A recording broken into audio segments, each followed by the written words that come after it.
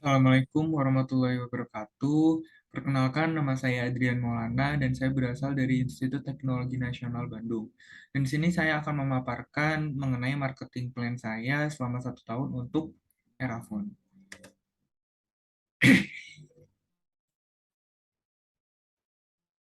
Oke, yang pertama saya akan menjelaskan executive summary. Ini merupakan ringkasan secara ringkas untuk hal yang akan saya bahas lebih lanjut di bagian yang selanjutnya. Untuk target market kita itu berada di usia 20 hingga 29 tahun. Kemudian untuk problem yang saya temukan di Erafone yaitu social media hasn't been optimized, terutama untuk TikTok dan juga Instagram. Kemudian untuk goals-nya sendiri itu adalah increase sales at Erafone store all around Indonesia. Kemudian untuk pembagiannya menjadi 3 quarter. Quarter pertama difokuskan kepada awareness, quarter kedua consideration, dan quarter ketiga conversion.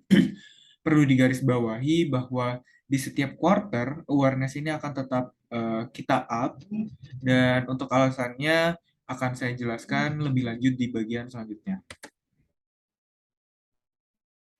Kita masuk ke current market situation. Saya bagi menjadi 3. Yang pertama ini ada market segment. Untuk market segment sendiri itu ada di usia 20 hingga 29 tahun. Eh, karena saya tidak memiliki akses mengenai konsumen dari Erafone secara langsung, saya mencoba mencari info-info lain yang berkaitan dan saya menemukan bahwa untuk pengguna smartphone di Indonesia itu paling banyak berada di kisaran umur 20 hingga 29 tahun. Sebagai contoh, untuk profesi mereka ada yang sebagai pelajar, kemudian ada sebagai pekerja, kemudian bisa juga sebagai housewife, maupun bisa juga entrepreneur atau wirausaha. Wirausaha di mana mereka butuh smartphone untuk menjual produk mereka. Kemudian untuk kompetitor sendiri, yaitu another smartphone retail, for example, kayak PS Store, seperti PS Store. Dan yang terakhir adalah trending social media, di mana tempat orang-orang menggunakan teknik marketing, di mana trending social media sekarang itu Instagram dan TikTok. Kita lanjut. Untuk selanjutnya ada SWOT analisis. Yang pertama-tama untuk strength-nya sendiri. Erafone merupakan suatu retail smartphone yang sudah berada di pasar sejak lama, sehingga Erafone ini juga punya good reputation among public di Indonesia. Kemudian kita lanjut ke weakness-nya itu sendiri. Untuk weakness, the use of social media itu hasn't been optimized. Apa yang saya maksudkan di sini? Saat saya mencoba melihat Instagram dari Erafone, saya merasa bahwa Instagram Erafone masih terlalu condong sebagai tempat yang berisikan katalog produk saja. Sedangkan menurut saya itu bisa dimanfaatkan untuk membangun komunitas sehingga eh, orang-orang memfollow Erafone bukan hanya orang yang memang mau beli, tetapi mereka yang sebenarnya tidak punya keinginan untuk membeli, namun kita bisa giring mereka ke depannya untuk membeli produk di uh, store kita. Untuk TikTok, saya masih belum menemukan TikTok Erafone yang uh, centralized seperti pada Instagramnya. Nah, menurut saya ini merupakan suatu hal yang bisa dioptimasikan lagi karena TikTok merupakan eh, sosial media yang paling banyak digunakan saat ini. Kemudian untuk opportunity-nya ada good economic condition among milenial, yaitu target kita, yaitu di kisaran 20 hingga 29 tahun. Selain itu ada opportunity yang lain, yaitu dari yang saya sebutkan, mohon maaf, yang saya sebutkan sebelumnya, yaitu TikTok di mana merupakan suatu marketplace yang sangat menjanjikan. Kemudian yang terakhir ada threat-nya, yaitu competitors yang offers cheaper phone. Selanjutnya ada goals or objective. Secara gamblang, untuk target yaitu increase sales in Erafone all over Indonesia by the end of December, yaitu di kuartal ketiga. Penentuan tujuan ini sudah menggunakan metode SMART, sehingga bisa kita bilang untuk goals ini reliable. Kita lanjut untuk marketing strategis yang ingin saya propose. Yang pertama dari kuartal pertama seperti yang tadi saya bilang, fokusnya akan ada di raising awareness. Apa hal-hal yang akan kita lakukan di kuartal pertama, yaitu raising awareness through creative content both di Instagram dan juga TikTok, di mana kita akan memberi konten-konten yang bermanfaat, yang kreatif juga gitu. Dan ini akan saya beri penjelasan lebih lanjut di bagian yang selanjutnya. Kemudian kita bisa juga build community through informational content both in Instagram and TikTok. Alasannya juga sama, akan saya sampaikan di bagian yang selanjutnya. Dan yang terakhir ada optimizing Facebook Ads and TikTok Ads. Tentu kita selain butuh followers organik, kita juga bisa menggunakan Facebook Ads dan juga TikTok Ads supaya proses campaign kita ini akan optimal gitu. Kemudian untuk kuartal yang kedua, seperti yang tadi saya sampaikan, akan kita fokuskan untuk menaikkan consideration dari konsumen, di mana di sini kita akan develop konten yang menginputkan self selling gitu, di mana kita menawarkan produk kita, mengajak mereka untuk membeli di store kita.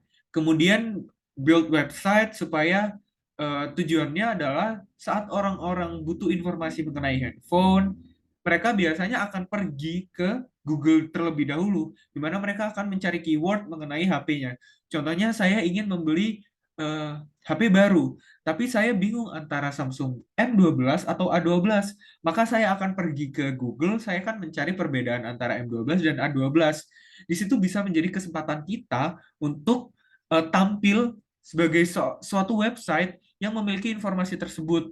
Dan tentunya kita bisa akhiri dengan soft selling tadi. Kemudian yang terakhir ada evaluate content and ads.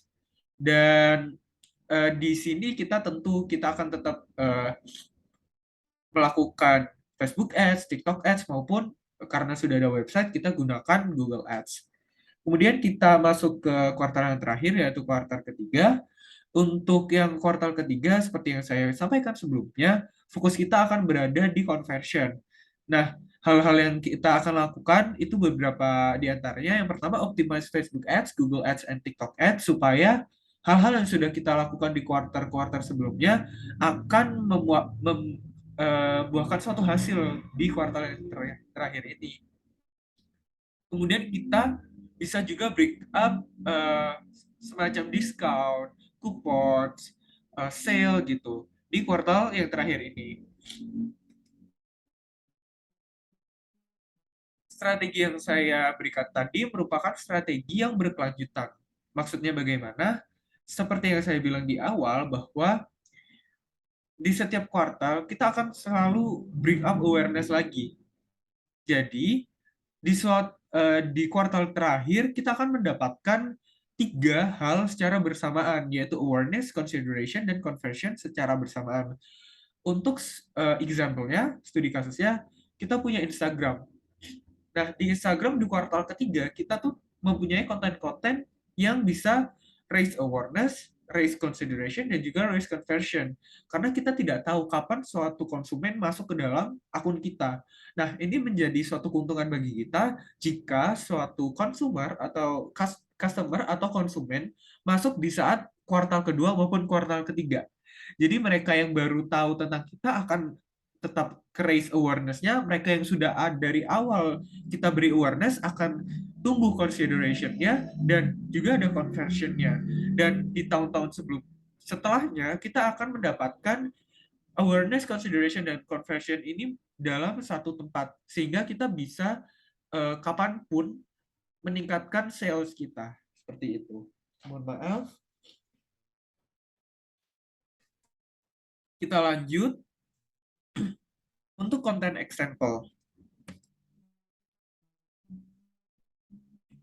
Yang pertama berada di konten yang tujuannya untuk meningkatkan awareness. Objektifnya apa? Yaitu to build a community through our Instagram, sehingga kita bisa gain attention untuk people yang sebenarnya tidak punya rencana untuk membeli HP gitu. Nah, disitulah sebagai itulah apa ya? Itu merupakan suatu peluang untuk kita memanfaatkan hal tersebut, sehingga nanti jika memang mereka suatu saat memiliki keinginan untuk membeli HP maupun laptop, itu tuh akan masuk ke era phone. Sebagai contohnya adalah konten yang saya berikan di sini. Di sini tujuan dari konten ini adalah membantu mereka-mereka yang mungkin butuh laptop untuk kuliah. Ini bisa kita masukkan di kuartal pertama karena ya kita tahu di kisaran kuartal pertama dan kedua itu merupakan bulan-bulan di mana orang-orang tuh mulai berkuliah, mulai bersekolah seperti itu. Ini bisa kita bring up. Jadi kita harus lihat situasi, kita harus ikuti tren yang ada gitu. Nah, kenapa sih kita butuh untuk raise awareness dengan konten-konten seperti ini supaya orang-orang itu tidak menganggap ini hanya untuk jualan, ini hanya untuk promosi, sehingga mereka akan melewati itu. Di sini kita akan fokuskan untuk build community. Build community yang membuat orang-orang akan menjadi pelanggan setia di era phone. Kemudian ada konten yang kedua, yaitu konten yang berhubungan dengan consideration. Keyword dari consideration yang saya bilang, yang saya katakan sebelumnya, kita ada di soft selling. Nah, soft selling ini kurang lebih merupakan cara yang bisa kita lakukan untuk tetap memberikan informasi kepada pelanggan, tetap build community, tapi kita juga mendapatkan imbal balik berupa suatu consideration, karena mereka setelah membaca fakta-fakta, membaca informasi, mereka mungkin tertarik dengan produk tersebut, sehingga di akhir bisa kita bring up bahwa mereka bisa membeli produk tersebut di toko kita. Objektifnya jelas yang sesuai dengan judulnya, kita harus bring consideration from customer so they have interest to buy product from us. Dan yang terakhir untuk conversion. Nah, conversion ini objektifnya itu untuk convince people, kita bisa meyakinkan orang bahwa kita itu peduli dengan mereka, kita tahu apa kebutuhan mereka, kita tahu apa yang mereka mau. Nah, dari sini kita tahu bahwa diskon itu merupakan suatu pendorong terbesar untuk orang-orang merasa oke, saya harus beli di tempat ini gitu. Nah, dengan kita memberikan diskon atau mungkin kita bisa give away atau kita lakukan kegiatan-kegiatan sosial yang bisa orang-orang merasa oke, tempat ini yang terpercaya, saya akan membeli di sini karena jikalau saya membeli di tempat lain, saya tidak akan mendapatkan keuntungan yang sama jikalau saya membeli di era phone. Cukup sekian presentasi dari saya. Saya ingin mengucapkan terima kasih atas kesempatannya untuk dapat lolos ke virtual internship experience kali ini. Saya berharap ilmu-ilmu yang telah saya dapatkan dapat berguna untuk kehidupan saya di masa depan. Dan sekali lagi terima kasih kepada Era Jaya dan juga terima kasih kepada Rakamin Akademi yang telah memberikan kesempatan ini kepada saya. Ariel Kalam, Assalamualaikum warahmatullahi wabarakatuh.